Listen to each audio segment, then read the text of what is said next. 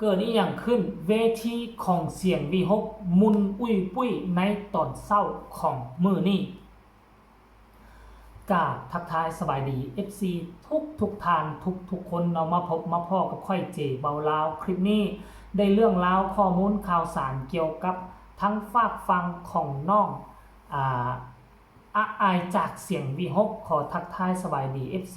เสียงวีฮกเมื่อสุขูสุคน FC ของน้องอาย FC ของเจเบาลาวทั้งสองฟังโคงเนาะขอทักทายสบายดีปีใหม่วันแรกของประเทศไทยแต่ว่าอยู่นั่งในประเทศลาวของเจเบาลาวนี่ยังบ่ทันฮอดปีใหม่เด้อเนาะปีใหม่ก็คือเริ่มต้นในวันที่14มื้ออื่นนี่เป็นต้นไปแต่ว่ากิจกรรมทางด้านเกี่ยวข้องกับปีใหม่ก็เริ่มเฮ็ดมาตั้งแต่วันที่10พุ่นแหละอยู่ทางหลวงพระบางเนาะจะเป็นอันดับ1เป็นม่องเขาเอิ้นว่าเก็บรักษาฮีบครองประเพณีวัฒนธรรมอันดีงามของปวงชนลาวทั้งชาติใจกลางใจกลางรักใจแกนรักก็คืออยู่ทั้งหลวงพระบางเนาะเริ่มเฮ็ดบุญปีใหม่ลาวตั้งแต่วันที่10เป็นต้นมาเนาะวันที่10แล้วก็จะจบลงในวันที่28ของเดือนนี้แหละเป็นหยังจึงเฮ็ดแบบนั้นว่าติอยู่หลวงพระบางนี่มีการแบ่งสรรปันส่วนกันวันที่1นี่เฮ็ดหยังวันที่2เฮ็ดหยังเนาะเป็นต้นแม่นมื้ออื่นในวันที่14เนาะมื้อนี้ก็มีการขบวนแห่สร้างเฮียงเกยท่านผู้ชมแห่สร้างเสียงทวยว่าปีนี้บ้านเมืองจะอุดมสมบูรณ์บ่บ้านเมืองจะขาดจะแคลนบ่มันเอาสร้างมาเป็นตัวเสียงทวยเด้อแล้วมื้ออื่นนี่ตอนเช้าก็มีการเลาะลาดเลาะตลาดนัดตอนสวยก็จะพากันลงลิ้นดอนแม่น้ำโขงมีการบาสีสู่ขวัญเอาผู้รักผู้ใหญ่ไปแล้วก็มีการจุดบังไฟอยู่กลางของท่านผู้ชมเนาะมื้ออื่นตอนเช้าก็ครบงานกันธรรมดาตกตอนบ่ายมาก็แห่นางสังขารหรือว่าแห่นางสงกรานต์เนาะต่อมาบัดนี้มื้อสุดท้ายก็แห่นางสงกรานต์กลับและก็ตอนสวยก็พากันรดน้ำหลังจากนั้นตกตอนเย็นตอนค่ำๆมืดๆจะพากันไปส่งน้ำพระใส่ชุดลาวเดิมใส่ชุดแบบบูฮานพากันไปส่งน้ำพระจนฮอดวันที่28ท้ายเดือนนี้เป็นอันสำเร็จเสร็จสิ้นท่านผู้ชมเนาะเอากลับคืนมาสู่หัวข้อหลักของพวกเขาเกี่ยวข้องกับน้องอายเนาะซึ่งว่ามันเกี่ยวข้องกับสงกรานต์เจเบาลาวก็เลยว่าอยากแนะนำวิธีการเล่นสงกรานต์อยู่ในประเทศลาวของพวกเขาขอเฮ็ดเป็นในลายลักษณ์อักษรเนาะซึ่งจะแตกต่างหลวงพระบางแตกต่างกับเวียงจันทน์และแขวงอื่นๆนี่ตั้งแต่7:00 นก็เข้าไปส่งน้ำพระโลดอยู่ต่างวัดว่าอารามต่างๆแต่อยู่หลวงพระบางบ่เขาเลาะส่งน้ำพระกันตอนกลางคืนคักอีกแบบนึงเนาะแล้วมื้อเช้านี่นะเป็นบุญปีใหม่ไทยเนาะหรือว่าบุญสงกรานต์ไทยมื้อแรกน้องอายลิงน้อยโตดื้อกับป๊าดโถจักไปเอาเอาแป้งมาแต่ใส่นอกจากคนอยู่หน้าเวทีน่ะพากันมาเบิ่งเต้ยลาซอดแจ้งแล้วจะพากันรดน้ำจะพากันเอาแป้งมาโพะหน้าโพะตากันอยู่ทั้งเวทีก็บ่แตกต่างหยังกันกับอยู่ลุมเวทีด้านหน้าเวทีเลยเบิ่งตามพื้นเห็นแป้งสะเต็มพื้นและเบิ่งหน้าของแต่ละคนปัดโทปานว่าผีหลอก แม่นผู้ใดพาเฮ็ดพวกเจ้าว่าคือน้องอายลิงน้อยหั่นเองโอ้ยจังแม่นเนาะก็ด้วยความว่าปีนึงมีครั้งเดียวท่านผู้ชมเนาะปกติแล้วคนเฮานะ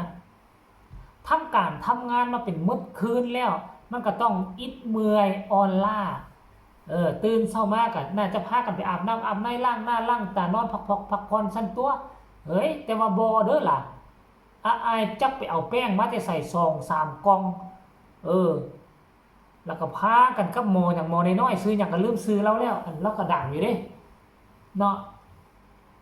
พากันเฮ็ดแต่ว่าปรากฏว่าคือบ่เห็นคอปเตอร์ไปใส่นอกมื้อนี้เนาะท่านผู้ชมพากันเอาแป้งมาโพะเอาแป้งเปาะป่นใส่น้ำหั่นแล้วก็ไปปาดหน้าผู้นี้ปาดหน้าผู้นั้นโอ้ยเจ้าเอ้ยความคักสนุกม่วนซื่นทั้งอ้ายเขาก็บ่ปฏิเสธเพราะว่าหยังเพราะว่าน้องอายเป็นบอสน้อยถ้าน้องอายได้มาปะแป้งผู้ใดก็ซ้ำก็ว่าได้รับความอวยพรใส่ในปีใหม่ไทยนั่นเองนะท่านผู้ชมเนาะทุกคนจะมีแต่โชคทุกคนจะมีแต่ลาภเพราะว่าปีใหม่ฟ้าใหม่มาฮอดแล้วคันไผบ่ลิ้นปีนี้เนาะเป็นการประเดิมมื้อแรกมันก็จะเฮ็ดให้เขาเอิ้นว่าบ่ม่วนบ่ซื่นมันเป็นลักษณะแบบนี้เด้ท่านผู้ชมเอ้ยเพราะฉะนั้นแล้วก็ มักบ่มักก็ต้องได้พรมมักบ่มักก็ต้องได้ฮดได้สาดน้ำกันท่านผู้ชมเพื่อเป็นสิริมงคลคือการสาดน้ำอยู่ทั้งฝั่งลาวกับสิบ่แตกต่างจากทั้งฝั่งไทยบ่เนาะการฮดน้ำสาดน้ำส่งน้ำกันก็คือว่ามีความเชื่อว่าแนวนี้เนาะ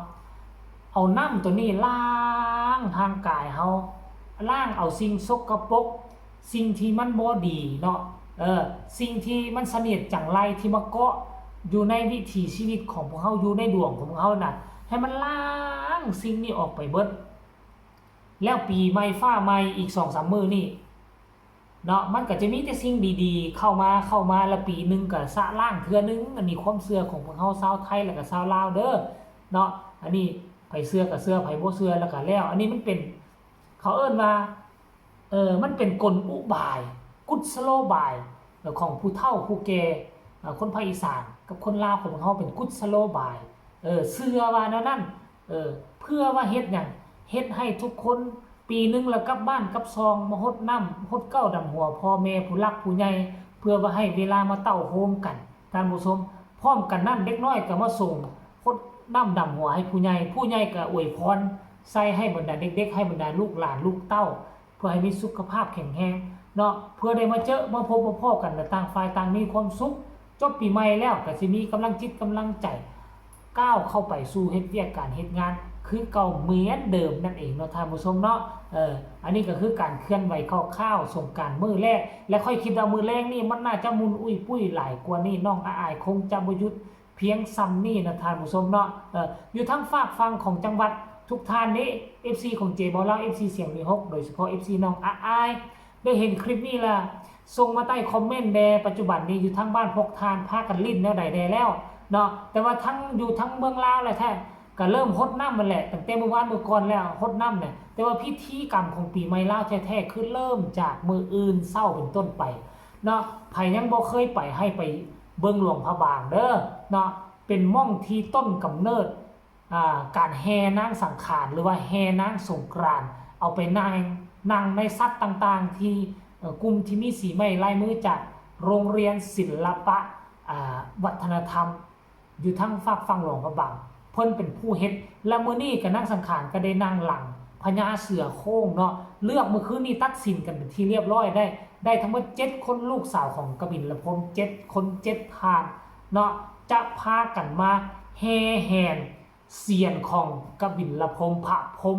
4หน้าพระพรหม3หน้านั่นเองนะท่านผู้ชมเนาะคลิปนี้ก็ขอฝากฝังไว้ซ้ำนี้ถ้ามีคำตำหนิติชมคำคิดคำเห็นแนวใดก็สามารถส่งข่าวมาได้ฝากทุกคนกดไลค์กดแชร์กดติดตามเพื่อจะพลาดในคลิปต่อไปที่สำคัญอย่ากดข้ามโฆษณาพบกันใหม่ในคลิปหน้าสำหรับคลิปนี้ขอกล่าวคำว่าสบายดี